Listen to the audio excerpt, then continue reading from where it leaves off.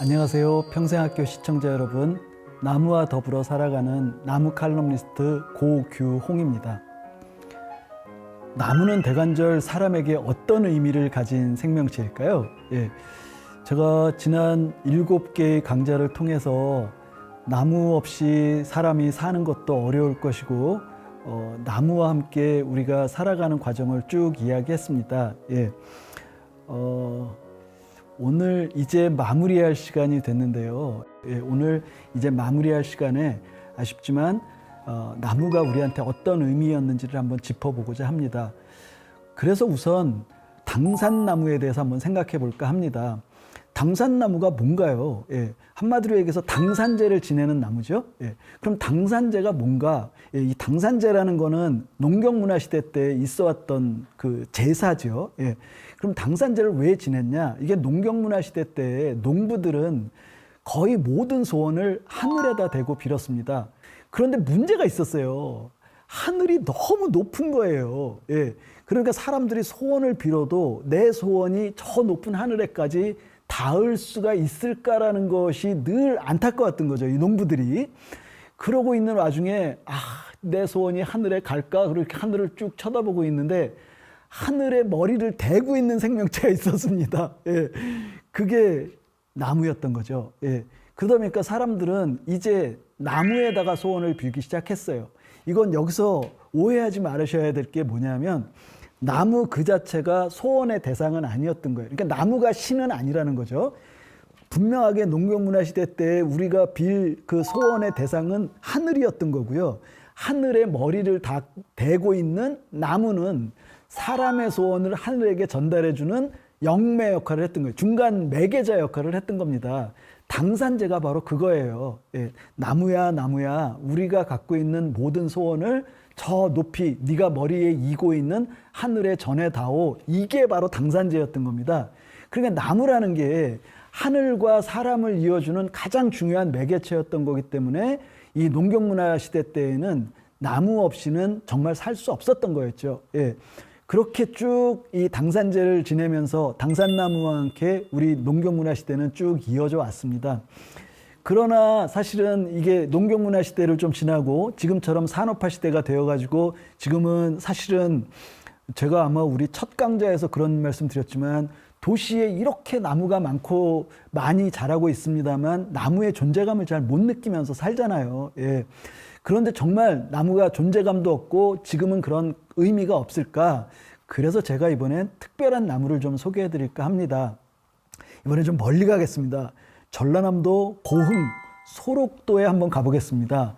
고흥 소록도는 아시다시피 한센인들이 살고 계시는 곳이에요.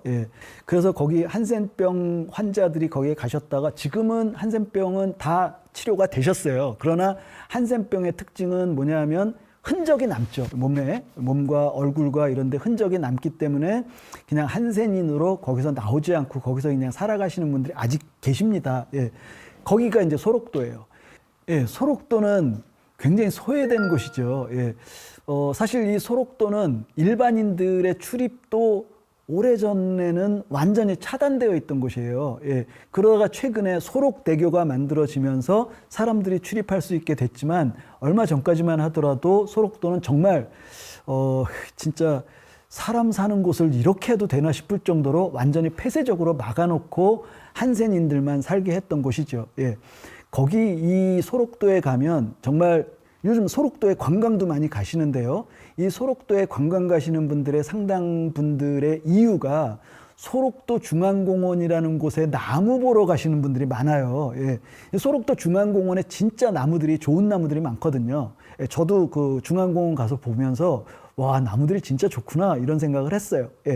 그런데 이 소록도의 그 중앙공원에 있는 나무 못지않게 이 소록도에서 아주 특별한 나무가 한 그루가 있습니다. 그 국립병원하고 그 운동장이 있는데 운동장 꽤 넓습니다. 그 꽤 넓은 운동장하고 중앙공원하고 사이에 오솔길이 있는데요. 이 오솔길 중간에 딱 버티고 서 있는 한 그루의 솔송나무라고 하는 나무가 있습니다. 솔송나무예요. 그래서 제가 이제 이 솔송나무를 보러 갔죠. 근데 이 솔송나무에 굉장히 많은 소문, 근거 없는 소문들이 퍼져 다닙니다. 그 근거 없는 소문들이 어떤 거냐면요. 이 나무 한 그루가 2억이다. 나무 값을 얘기하는 거예요. 2억이다, 4억이다, 뭐 5억이다. 최근에는 뭐 10억까지도 올라간 것 같아요. 예, 다 근거 없는 얘기입니다. 예. 그리고 또 거기에 덧붙여서 이런 소문들까지 함께 돌아요. 뭐냐면 우리나라의 최고 권력을 가졌던 사람들이, 그게 누군지는 뭐 구체적으로 안 나와도 최고 권력을 가졌던 사람들이 퇴임하면서 이 나무를 자기네 집 정원으로 가져가려고 했다. 뭐 그런데 여기에 계신 한센인들이 못 가져가게 막아서 못 가져갔다. 이런 얘기들이 막 퍼지는 거예요. 다 근거 없는 얘기입니다. 예. 거기 실제로 제가 거기 살고 계시는 한센인들을 뵙고 여쭤봤더니 이 나무는 전문 조경사들에게, 그러니까 나무의 값을 매기는 사람들이죠. 나무의 값을 매기는 사람들한테 감정을 받아본 적이 단 한 번도 없고요. 예. 자, 그런데 이게 그 소문들이 난 이유가 뭐냐면 나무가 너무너무 예쁘게 생겼어요. 정말 예쁘거든요. 그런데 그게 정말 예쁜 거냐 하면 제가 한마디 말씀드릴 게 있습니다. 실제 우리나라에서 자생하는 솔송나무, 그러니까 우리나라뿐만이 아니라 자생하는 솔송나무를 보면 이 나무가 어떻게 생겼냐면 뾰족하게 생겼습니다. 뾰족한 곡갈 모양으로 생겼어요. 예. 근데 이게 그냥 뾰족한 곡갈 모양으로 자라는 게 우리가 잘 아는 전나무 같은 경우랑 같은 거예요. 근데 전나무는 진짜 뾰족하게 됐지만 이 솔송나무는 전나무처럼 뾰족하진 않고 좀 납작한 그 꽃갈이라고 생각하시면 되거든요. 그런데 그렇게 생겨야 되는 솔송나무인데 이 소록도 중앙공원에 있는 솔송나무는 뾰족하지가 않고 둥그래요. 그러니까 마치 뭐라 그럴까요? 이렇게 반원형이라고 해야 되나요? 반원형으로 이렇게 둥그렇게 생겼습니다. 그건 제가 가서 보니까 이건 순전히 사람이 처음부터 손을 댄 거예요. 계속 나뭇가지를 잘라주고 한 겁니다. 예. 그러지 않고서는 이건 그런 모양이 만들어질 수가 없어요. 그리고 나무도 생명인 이상 자기 본능대로 살아가는 그런 그 본능이 있다 보니까 그걸 매일 그걸 해주지 않는다라면, 그리고 그냥 놔두면, 며칠 동안 그냥 놔두면 얘가 다시 뾰족하게 자라요. 근데 얘는 완전히 둥그렇게 돼 있거든요. 반원형으로 끝나 있어요. 예. 이제는 더 이상 뾰족하게 자랄 뜻이 없어요, 얘가. 예. 그래서 이게 도대체 어떻게 된 건가. 그리고 가만히 제가 거기 한센인 분들을 뵀어요. 뵙고 이게 어떻게 된 거냐. 그리고 사연을 여쭤봤더니 하나하나 말씀하시는데 이런 겁니다. 이분들은 여기에 소록도에 쫓겨와 사시던 분들은 다 심지어는 자기 자식들조차도 내쫓았던 시절이 있었어요. 이른바 한센인이라는 이유 때문에 우리 곁에서 우리는 그렇게 살았죠. 한센인들에게 보여지지도 않고 만져지지도 않게 하면서 살아왔죠. 예. 그러다 보니까 철저하게 소외된 분들이었어요. 그 소외된 상태에서 이곳에 왔어요. 근데 사람이 어디 그렇게 소외된 상태로 계속 살 수 있나요? 누군가 어떤 생명체를 만지고 어떤 생명체와 교감하면서 살아가는 게 생명의 본성이거든요. 그런데 육지에서는 그분들이 살던 곳에서는 누구랑도 교감할 수가 없이 살았거든요. 그러다가 왔어요. 왔는데 이 소록도에 들어왔어요. 소록도에 들어와서 사는데 여기서도 역시 누굴 만날 일도 없고 그냥 혼자서 이렇게 소외된 상태로 살아야 됐거든요. 그래서 그분들이 하시는 말씀이에요. 아침이 되면 지게를 메고 그냥 이렇게 산책길을 걸은 거예요.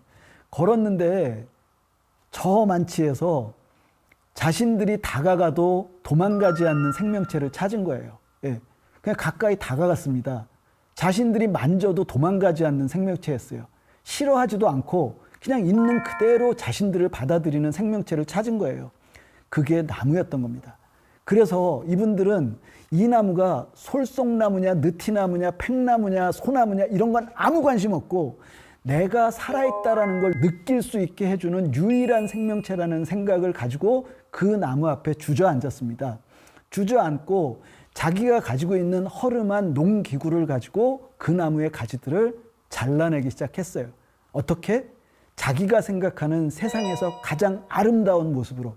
그분들이 생각하기에는 솔송나무가 뾰족하게 자라느니 어쩌는 이런 건 아무 관심이 없었던 거고 몰랐던 거예요. 그리고 그저 자신들이 생각하는 세상에서 가장 아름다운 모습, 그게 반원형이었던 거예요. 그걸 잘라낸 겁니다. 그렇게 세월을 보내신 거예요. 그게 100년 넘게 이어진 겁니다. 그러다 보니까 나무는 어땠겠어요? 나무는 본성대로 살고 싶었을 겁니다. 하지만 자기로 인해서 누군가가 자기 삶에 치유를 받고 위안을 받을 수 있다라면 자신의 본성 일부를 내려놓을 수 있었던 거죠. 예, 그리고 이제는 자기가 뾰족하게 자라는 본성을 내려놓고 그들이 잘라내는 모양 그대로 자라면서 지금 아주 특별한 솔송나무로 살아남아 있는 그런 모습이라고 볼 수가 있습니다. 참 어떻게 보면 한 그루의 나무가 사람에게 줄 수 있는 가장 최고의 치유와 최고의 위안을 준 그런 경우라고 볼 수 있겠습니다. 자, 나무는 정말 사람과 관계를 맺으면서 너무너무 아름다운 일들을 벌여냅니다. 자, 이제 마무리할 시간입니다. 사람이 사는 곳이라면 어디라도 나무가 있습니다. 나무 없이는 어떤 생명도 이 땅에서 살 수 없습니다. 사실 나무 때문에 불편한 일도 가끔 벌어집니다. 그러나 그건 잠깐입니다. 그에 비교할 수 없을 만큼 큰 혜택을 우리는 나무로부터 얻고 있습니다. 8번에 걸친 이 짧은 강좌를 통해서 저는 나무가 우리 곁에 있는, 우리 곁에 살아있는 독립한 생명체임을 깨닫고 나무를 단지 실용적 가치와 수단으로 여기지 말고 사람과 혹은 이 땅의 모든 생명들과 더불어 살아가는 공생의 대상인 독립 생명체임을 다시 한번 짚어보는 시간이 되기를 진심으로 바랄 뿐입니다. 그래서 끝으로 말씀드립니다. 나무가 아름다운 곳에서는 사람도 평화롭게 살 수 있습니다. 그러나 나무가 죽어가는 곳이라면 그곳에서는 사람도 살 수 없습니다. 고맙습니다.